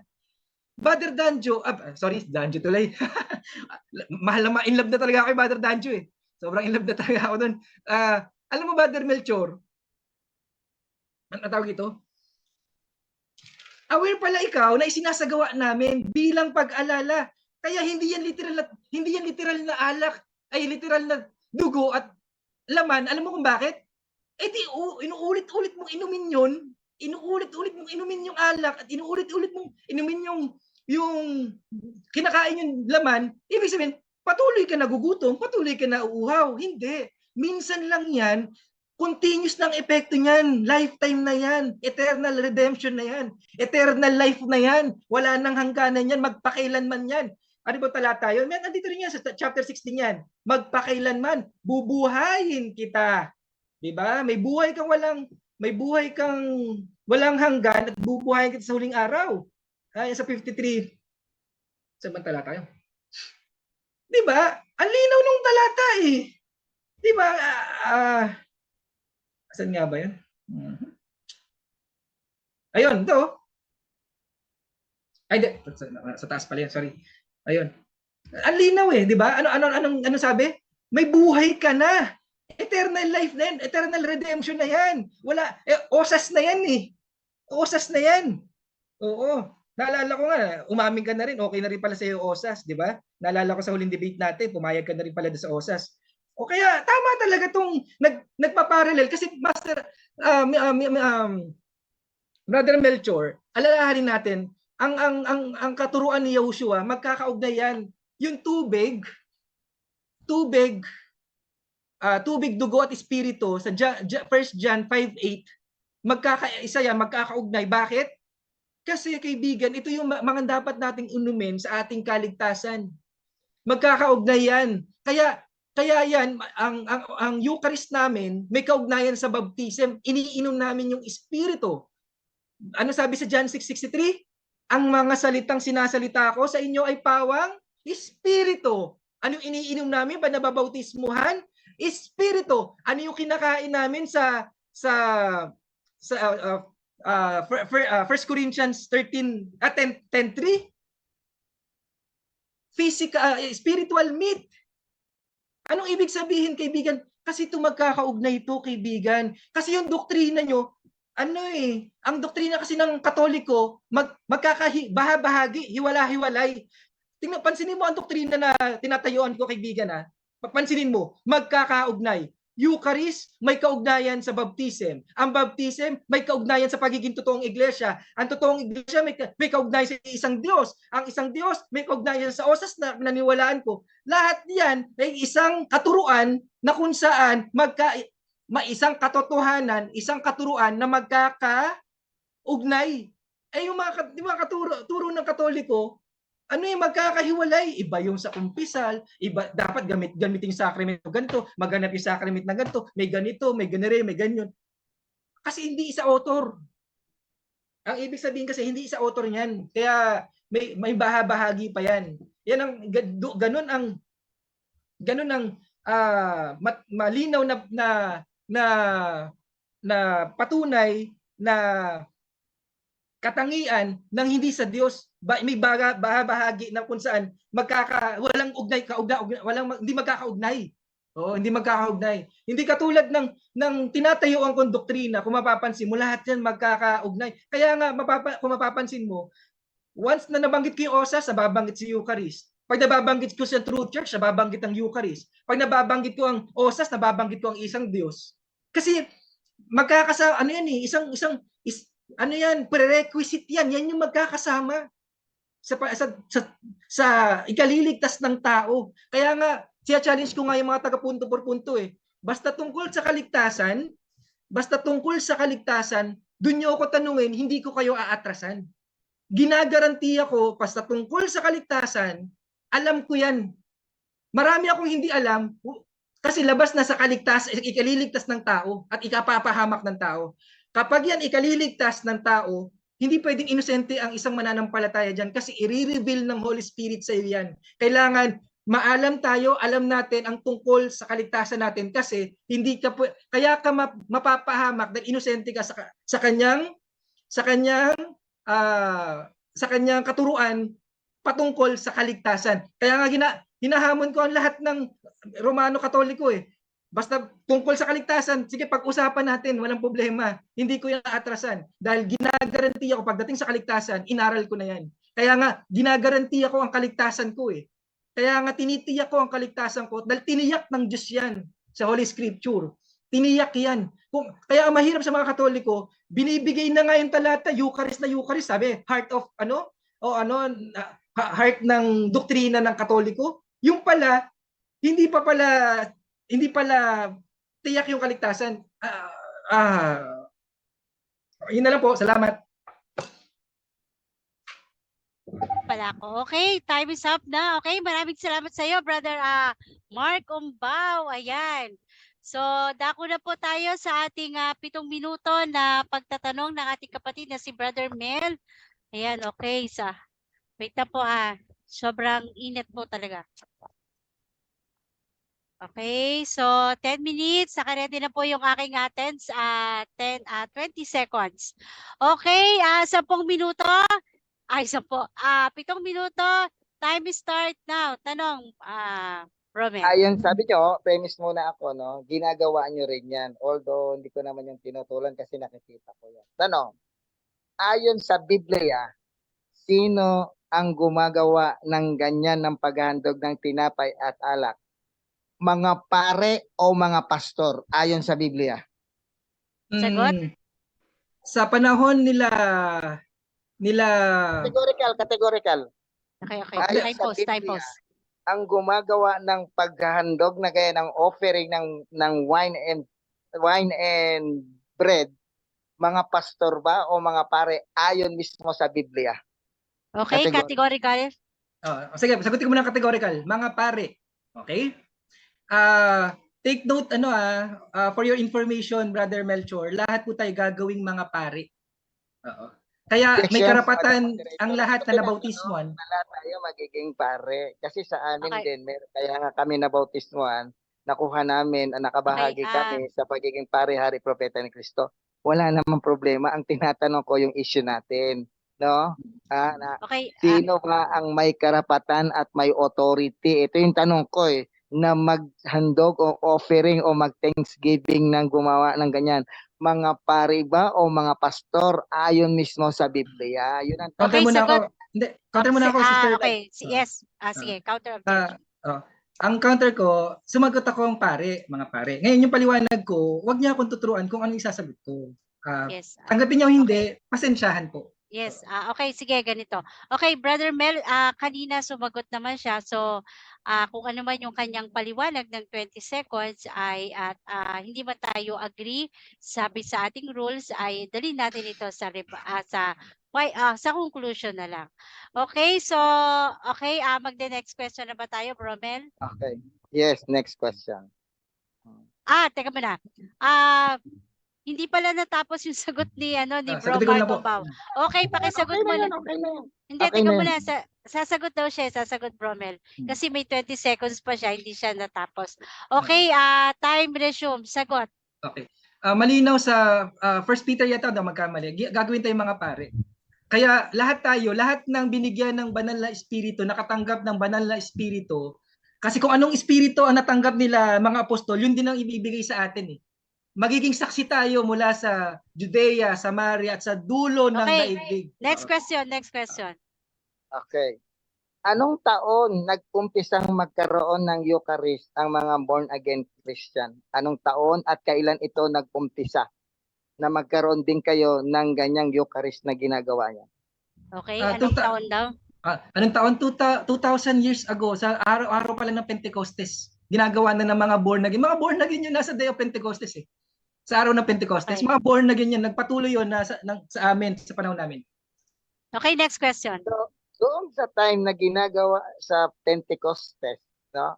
Sa Pentecostes, ang tanong, nandoon ba yung mga pastor o yung mga apostol bilang pare? Wala. Wala din yung mga pastor. Wala yung mga pastor namin, hindi pa buhay. Pero, kaibigan, malinaw dun sa Luke yata to Sabi nga nangangaral sila, nagpapagaling sila sabi ni Pablo, ni Peter yata yun. Hayaan mo sila. Kung hindi sila against sa atin, kasama natin sila. Ganun din yung mga pastor namin, Brother Melchor. Yung mga Okay, next question. Kanino ibinigay ang covenant na ito? Sabi niya, this is my new covenant between you and me, sabi ni Yahshua, ni Jesus. Sa mga apostol bilang pare o sa mga born-again Christian? Yung covenant na ibinigay na yan. Kanino? Sa mga apostol na mga pare, obispo o diakono o sa mga pastor na kailan lang tinawag na pastor? Kanino ibinigay yan ni Kristo? Sa mga apostol, okay? Sa mga apostol, una, ibinigay yung covenant na yan. Ngayon, mga born again sila, kaya nga nung nagpabautismo kami, nagkaroon ng succession. Okay, nagkaroon ng succession, nakarating ang ang aral ng mga apostol sa pamamagitan ng salita ng Diyos. Kumalat siya na nakahula nga yan eh. Okay, next question. Next question. Kailan ibinigay ng Diyos na si Jesus ang Eucharist na yan bilang covenant sa mga pastor? Kasi sa after yan sa mga apostol, di ba? Ngayon, itanong, kailan ibinigay na, sabi nyo, binigay din sa inyan, kailan ibinigay sa mga pastor ang new covenant na yan na dapat din gawin nila? Kailan, saan lugar, at anong taon?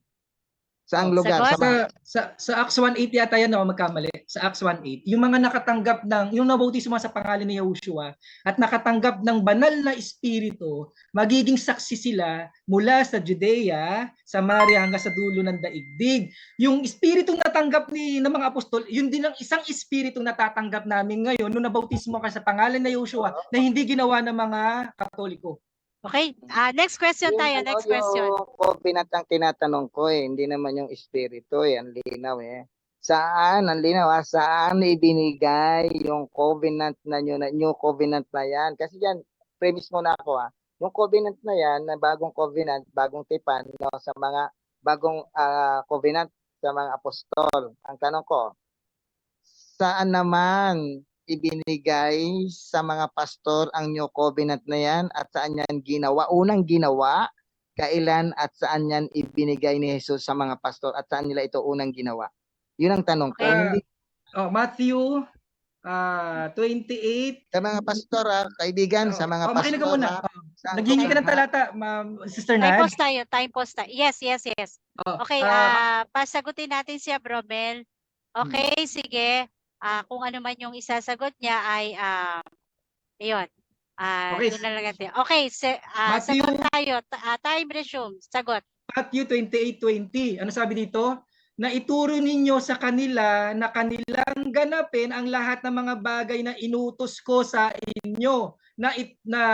At narito ako'y sumasa inyo palagi hanggang sa katapusan ng anong meaning ng anong kahulugan ng talata?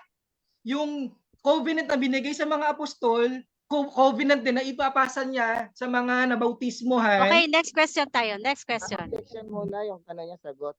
Time Sa pause, Mateo time pause. 28, 19, apostol yun eh. Hindi naman yung mga pastor ng born again Christian. Ang inaanap po, yung pastor ng born again Christian, ang binanggit niya, mga apostle, yung kausap niya ron, yung mga disipulo eh. Yung Counter ako, pastor, Sir Nada. ano? Saan Counter ako, Sir Nada. pastor ang new covenant ng Eucharist na yan? Saan unang nangyari at ginanap ito ng mga pastor ninyo? Saan? Counter din ako ni Sis Nada. Yes. Counter objection. Malinaw yung talata yung binigay ko na ituro ninyo sa kanila na kanilang ganapin ang lahat ng mga bagay na inutos ko sa inyo. Yung mga apostol inutusan. May covenant siya sa kay Yahushua. Ituro nyo, ipasa nyo rin, naganapin din ng mga taong mararating ng salita ng Diyos. Yan ang ibig sabihin yan eh. Next question, kaibigan. Okay, next. Sino yung kausap dyan? Yung mga pastor niyo o yung mga apostol ni Kristo? Categorical. Apostol ni Yahushua, yung 12 apostles, ang kausap dyan. Kaya nga, lahat ng matuturuan nila, yung mga naturuan, succession yan, ituro rin kung ano yung covenant na binigay sa apostol, yun din yung covenant na ibibigay sa mga mararating na salita ng Diyos. Okay, next question. Yung ostia na ginagamit ninyo, saan at anong tindahan nyo yan binibili? Minsan sa sari-sari store kasi may sky flakes kung walang available kaming yes. Next question. Next question. Ano Skype yung ginagamit yun? Ang tanong, nung bang sa Old Testament, may libadura ba o wala ang ginagamit? Meron o wala? Wala. Oo. Mas dapat maging particular tayo sa libadura sa doktrina. Yung hindi katulad ng mga pangangaral ng mga Katoliko, puro pampaalsa na yung doktrina, wala na yung pinaka main ingredient. Yan ang doon kayo maging concern. Hindi yung symbolic lang, hindi yung Okay, next question. pag-alala. Next question tayo. Pag sinabing ostia sa wikang Eucharist, ano ang ibig sabihin at pakahulugan nito sa mga born again kung talag na naiintindihan nyo ang salitang Eucharist? Pag sinabing yung host, parang parang host. Ganito yan, Brother Melchor, okay? Hindi ko ganun kaalam kasi ang akin, hindi naman talaga Eucharist sa amin, communion, okay? Yung Eucharist, counterpart yan ng communion, na kung saan spiritual yung sa amin, ang Eucharist, physical, literal. Yan yung counterfeit ng totoong breaking of the Okay. bread. Okay, so Objection time is muna. up. Ay, Time is up. ay, Time is up na po. Time is kasi up Madam na. Moderator, yung ostia, hindi naman yung Eucharist. Okay, siguro dadali na lang natin dito sa sa muna. Dadali na lang natin dito sa ayan nawawala po ako. Dalhin po natin dito doon sa final conclusion po natin, okay? Okay, bago po muna tayo magpatuloy para sa ating final conclusion, brother ayan, si Brother Cristino Belecena. Maraming salamat po sa inyong pastor. Thank you so much po at lalong-lalo na po yung ating mga kapatid na nag-share din at sa ating 74 live viewers. At syempre, lahat po yung ating mga commentators dyan. Thank you so much po sa inyo at maging mapanuri po tayo sa lahat po ng ating mga naririnig. Ayan, ito ay isang pag-aaral ng bawat pananampalatayang inilalatag po dito. Okay, again, Brother Cristino, thank you so much po sa iyo. Okay, so ngayon po ay dako na po tayo sa ating final conclusion. Sabi mo na. Sandali. Yes. Sabi ko nanonood, bigyan din ako ng star. Meron yun dito. Bro, Salamat. lagyan mo dito ng Sa akin, pinaloadan star. niya ako. Salamat. Hindi ko na i-mention yung name. Mabait. Okay. Salamat. Okay, maraming salamat po dyan. Ayan, natutuwa yung ating mga kasi mas payapa at masaya yung ating debate na ito. Abangan nyo po ulit itong dalawang kapatid natin dito sa Sabado at sa topic naman po na confession. Ayan, tama po ba? Confession tayo, no? Okay, siguro dako na po tayo sa ating final conclusion ng ating second speaker na si Brother Mark Ambao. Okay, brother, 5 minutes, start. Time start now. Thank you. Okay. Naririnig po ako, no? Narinig po ako.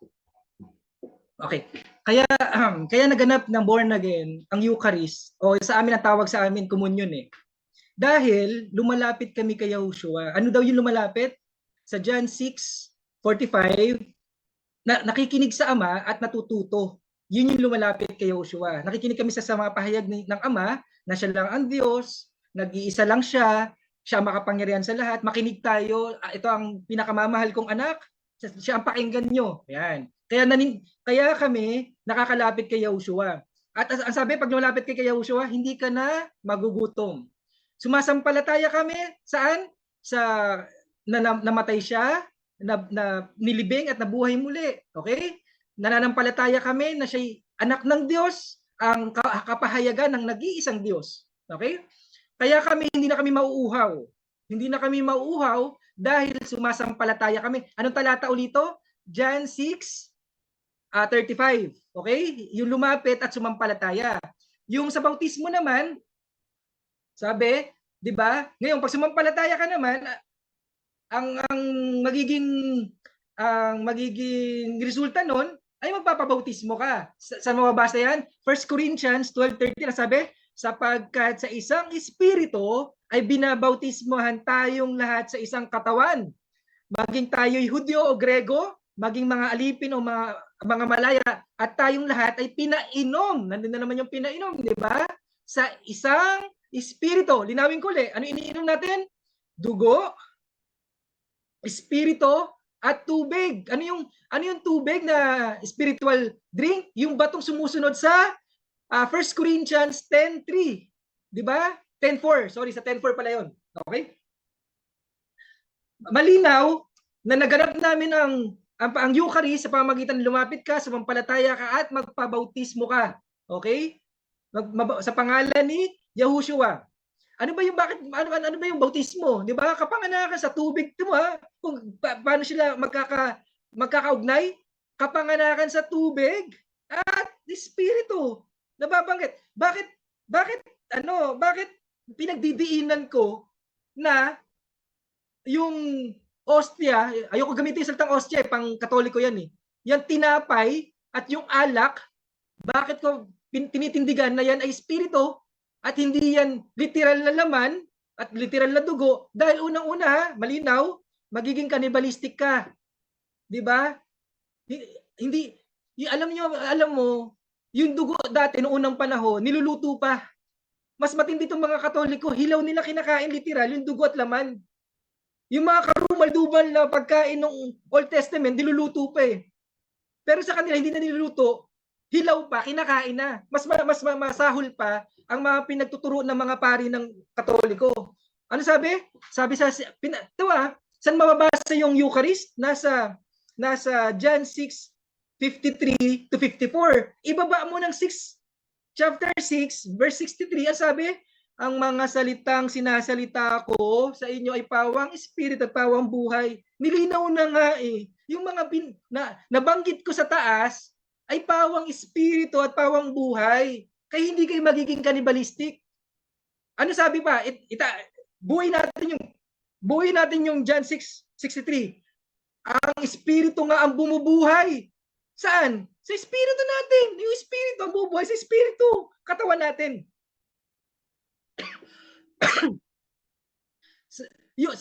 Sundan pagpatuloy natin pagbasa, sa laman ay walang anumang pinakikinabang sa mabuting Biblia, mabuting balita Biblia sabi, hindi ito magagawa ng laman. Hindi magagawa ng literal na laman. Ang linaw na nga, nililinaw na nga ng John 6:63.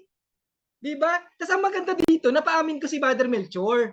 Wala palang problema, tanggap naman pala yung spiritual. Ngayon, ang pagtatalunan na natin yung physical. Yung stand ko, tama. Wala na palang problema doon. Okay na kami doon sa spiritual. Tanggap pala niya yun eh. Di na-reconcile na natin yun. Ang diferensya na lang, ang konting iayusin na lang natin, yung physical. Hinanapan ko siyang talata. Anong talata mo, Brad? Na yan ay physical. Nako, mamumuti na talaga ang buhok. Sabi niya, inabot yung tinapay, nung inabot yung tinapay at yung alak, ito ang aking laman at aking dugo. Seryoso, yun yung talata mo? Okay, so time is up. Okay, ayan. Maraming salamat po sa iyo, kapatid na Brother Mark. Okay, so dako naman, Bromel, naka-mute ka po. Okay, thank you. Maraming salamat po sa iyo, okay, sa atin po sa comment section. Okay, Bromel, 5 minuto para sa iyong final conclusion. Time start now. Okay, no? Salamat. So, unang-una, ginaganap daw nila ito. Kaya lang, ang ginagamit nila is Skyplex. Doon nila binibili sa sari-sari store. Hindi yan biblical. Kasi sa Biblia, unleavened bread tsaka bilog. At mayroong altar ito hinahandog. Wala naman silang altar doon. Doon pa lang natin makikita na invalid doon na yung mga no? Sa amin nga, nagkakaroon ng tinatawag na sacrilege pag hindi ka worthy dyan, di ba? Kaya ako sinabing hindi ka mauuhaw ka pa. Bakit? Kasi ang tao patuloy na nagkakasala. Ano? Kaya nauuhaw ka pa rin. Kaya nga kahit ikaw nauuhaw pa, lagi na pauuhaw, lapit ka lang ng lapit kay Jesus. No? Kasi babalong ng babalong yung tubig sa atin, no? Yung tubig ng kanyang awa. Yan, no? Kaya kahit ikaw ay nagkakasala at nauuhaw ka sa kanya, lapit ka lang. Hindi ka matutuyuan. Nauuhaw ka pero hindi ka matutuyuan. Okay, no? No? Sa Skyplex, hindi po Skyplex ang ginagamit. Sa Biblia mismo, bilog, manipis na tinapay na nakalagay sa altar ni Yahweh sa mayroong Ark of the Covenant doon. Doon pa lang hindi na kayo papasa Sa Old Testament pa lang. Pangalawa, bilog ito. Yung Skyplex, kudrado yan. Wala kang mabibiling Skyplex na bilog. Kaya hindi niya ma-identify kung ano ang ibig sabihin ng ostia. No? Another conclusion. Na sabi niya, iniinom daw sila ng espiritu. Paano mong iinumin yung espiritu? Hindi mo nga yan nakikita, iinumin mo. No, paano kakakain ka ng espiritu? Hindi mo nga nakikita, kakainin mo. Ano yung ganon? Tapos ganon, may iniinom ka, wala naman pala. No, paano mo iinumin yung espiritu? Tatanong ko sana yun, inabutan lang ako. Tatanong ko sana, Brother Mark, paano mo iinumin yung espiritu? Hindi mo naman nakikita yan. Paano mo iinumin yan? Paano mo kakainin yung, yung espiritu? Hindi mo nga nakikita. Ano, kakain ka lang sa hangin, iinom ka sa hangin. No, doon natin makikita, no? No, doon natin makikita. Sa mga pari yan ibinigay. At doon sa sinabi, ang conclusion ko, turuan natin yung kapatid nating si Mark, no? Yung salitang Eucharistia, wala doon sa John chapter 6 verse 53 to 54. Yan ay mababasa sa unang Korinto chapter 14 verse 6 sa wikang Greek, no? Bibigyan tayo ng example. Sa Corinthians din 4:15, sa Corinthians 9:11, 2 Corinthians yung binabanggit ko, 2 Corinthians 9:12 nandoon din, Ephesians 5:4, Philippians 4:6. Ang dami, Colossians 2:7, Colossians 4:2, 1 Thessalonians 3:9, unang Timoteo 2:1, unang Timoteo 4:3, unang Timoteo 4:4, Revelation 7:12. Nandoon ang Eucharistia, wala doon sa John chapter 6 verse 53 to 54. Wala doon. Bibigyan tayo ng example. Sabi rito, sa wikang Greek, babasahin ko na lang din sa umpisa. Sabi rito, epieulogo, numa, pos, ho, anaplero, ho, topos, ho, idiotes, lego, ho, amen. Episos, Eucharistia. Ayan, doon pala mababasa. Hindi pala doon sa no, wala doon sa bro Mark, magbukas ka ng Greek mo. Walang mababasa ang Eucharistia doon sa John chapter 6 verse 53 to 54. Sa unang Corinthians 14:6, basahin mo, nandoon yung Eucharistia. Sa 2 Corinthians 4:15, nandoon din. Mga binigay kong talata, nandoon yung Eucharistia. No?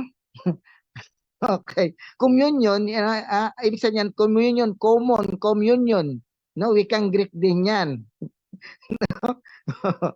Ayan, koinyon, koinye. Ayan, yan no, sa akin ay bigay ko lang sa iyo, no? Na another, unang-una, kung Skype Flex ang gagamitin natin, hindi. Kasi during that time, ang mga Hudyo, gaya ng mga apostol ni Jesus, yung tinapay nila doon talagang bilog. Kung manonood ka ng mga palabas sa TV ng mga about Jesus Christ, bilog talaga, hinahati nila yon, hindi kudrado. At bawal sa kanila na kumain ng tinapay na may levadura. Ayun yan sa Biblia. Huwag kayong kakain ng tinapay na walang levadura. 7 araw kakain ng tinapay na walang pangpaalsa, no? Kaya yung ginagamit namin walang pangpaalsa, biblical. Manipis na tinapay, biblical. Bilog na tinapay, biblical. No? Round loaf for an offering, nandoon yan sa Biblia. The Message Bible, mababasa yan. Hindi sinabing square loaf. Sa inyo, square, doon pa lang, hindi nyo na naiintindihan yung salitang Eucharistia at yung communion na ginagawa nyo. Nakaranas ako niyan, kaya lang, hindi yan valid, no? Hindi yan. Okay, time is up. Okay, ayan. Diyan po nagtatapos yung ating may nag-ano. Okay? Bromel, mute mo na kita, Bromel, ha? Nag-static siya. Ay, nag-ano siya. Okay, diyan po nagtatapos yung ating final conclusion ng ating affirmative side. Okay? Thank you so much po sa lahat po ng sinamahan tayo sa hanggang sa mga oras na ito ng ating 76 live viewers. Ayan, naman, napakadami nyong viewers, mga kapatid. Okay? So, thank you so much. Maraming salamat po sa inyo. At sa lahat po na nag-share, maraming salamat. At dun po sa kapatid natin si Brother Cristino Belacena. Thank you so much po sa iyo, kapatid. At sa ating mga kapatid na gusto talaga ng mga ganitong pag-uusap, ayan, announcement po, ang In Defense of the Truth po ay binubuksan namin ang aming programa para sa ganitong mga friendly debate. Ayan, or friendly discussion. Message lang po kayo dito sa amin at i-schedule po namin. Kay Katoliko man po o hindi ay pinapahintulutan po namin at binubuksan namin ang programang ito para sa mga ganitong pag-uusap. Okay? Thank you so much. At syempre, bago tayo magtapos, bigyan po muna natin ng tig-1 minuto na pagpapasalamat. At kung meron po kayong mga announcement, gawain, pwede nyo pong ihayag dito. Yung rectangle na gano'n. Okay, so unahin natin si Brother Mark Kumbawa, yan. Oh, Ako muna, ako unahin mo kasi siya okay. yung Okay, sige. Yung ating affirmative. Medyo salamat lahat nag-ano ka, ng Bromel. kapurihan. Okay. Nina. Sige, sige. Sige. Walang una, lahat ng kapurihan kalwalhatian ay para sa ating Diyos at sa kanyang simbahan. Salamat sa kaibigan nating si Pastor Umbao, no, sa magino at maayos na talakayan, no. Salamat, no, at ganito ang dapat nating asahan na debate, no. Okay. At muli, sana wag kayong magsasawa na magtanong at makipagtalakayan tungkol sa aming pinaniniwalaan. Hindi namin kayo kaaway, kapatid din namin kayo kay Kristo ayon sa 818, no? Sa paragraph 818. Kayo rin ay mga anak ng simbahang Katoliko at dapat na irespeto at igalang sapagkat kayo'y kapatid din kay Kristo. So muli, salamat sa nagbigay ng star at sa nagbigay ng load. Salamat para makapag-debate ako. Sana sana sa Sabado meron pa. Joke lang. So muli, salamat sa inyong lahat, kay Mark J, kay Pastor Umbao sa moderator, kay Ma'am Angie at kay si Cynthia, at sa lahat ng nanonood. Ang lahat ng kapurihan, kalwalatian ay para sa ating Diyos at sa kanyang simbahan. Okay, so thank you. Maraming salamat, Brother Mel. Okay, Brother Mark Umbao, meron ka pong gustong pasalamatan or meron ka pong gustong i-announce? Yung pong debate niyo sa Sabado, pwede niyo pong i-announce. Okay, Sige po. so Brother Mark. Nagusto ko yung Yes, sir. pahayag ni ni Brother Melchor. Tama po 'yon. Kami po ay hindi dito nag-aaway. Tayo po ay nagtatalakayan lang, kaya walang dapat samaan ng loob at sana sobra sa totoo lang, Sister Nad tsaka Brother Melchor, sobrang thankful ako na nabibigyan ako ng pagkakataon na ipahayag yung salita ng Diyos kasi po may mga ibang hindi na ako pinagbibigyan. Kaya malaking pagpapasalamat talaga yung nararamdaman ko sa inyo kay Brother Melchor tsaka sa In Defense dahil po sa pagkakataon nito. Ayun lang po, ako po ay inimbitahan ko po kayo sa Sabado. Bukas din meron kami ni Brother Herrera, Philip, ni Brother Philip. Ayun po, inimbitahan ko rin po kayo. Maganda po yung topic namin. Alam ko, True Church tsaka yung kay Brother Melchor Kumpisal. Yun po. Yeah. Maraming salamat. God bless po sa lahat. Salamat. Okay, ayan. So maraming salamat sa iyo, Brother Mark Umbao. Kami po wala namang pili-pili dito as long as na hindi po nagiging magulo yung debate at talaga pong nagiging makabuluhan yung ating pagpapayag dito. Bagamat po ito ay parang talagang meron konti minsan na talagang pagtatalo, pero pagtatalo na ito'y educational. Yan, for educational ito para sa ating pananampalataya. Amen. Okay, maraming salamat po sa iyo, Brother Optimum Construction Builder. Aba, okay, may nanonood sa ating Okay, thank you so much. At syempre po, ayan, again, bukas po ang In Defense of the Truth para sa mga ganitong gustong talakayan. Pagtyagaan nyo na lamang po na ako yung inyong moderator. Napakahirap po kasi humanap ng moderator, okay? So open po ang para makikita kasi ngayon bayad-bayad na ang gusto nila. No, walang bayad. Yaman na. Okay, so ayan. Open po para sa ating lahat ito. Ayan. Tayo po ay magkakapatid naman dito. At isang talakayan lamang po ito para sa ating pananampalataya. Pwede rin ako mag-moderator basta yes, sige, mag-available ka. Hindi rin ako bias, no? Kay Katoliko. May rules naman kasi tayo dito, may rules.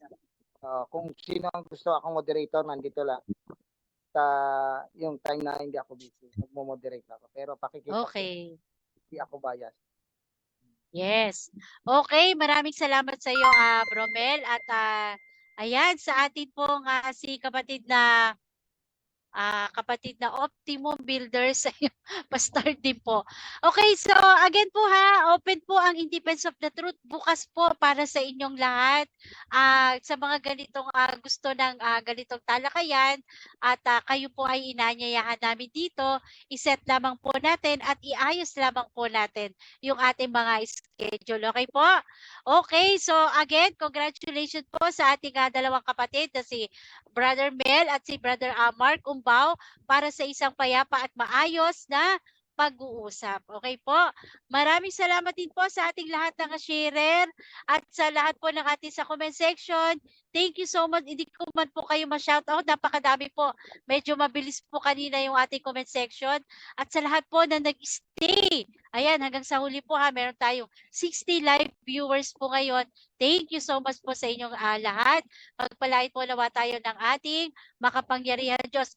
Abangan nyo po bukas yung ating kapatid na si Brother Philip. Ayan, isang RCC po ito. At muli si Brother Mark Umbao, yung kanyang makakausap. Okay, maraming salamat po at magandang gabi po muli sa inyong lahat. Salamat po. Ma'am Angie, Bro Mark, and si Cynthia. Yeah, thank you so much po.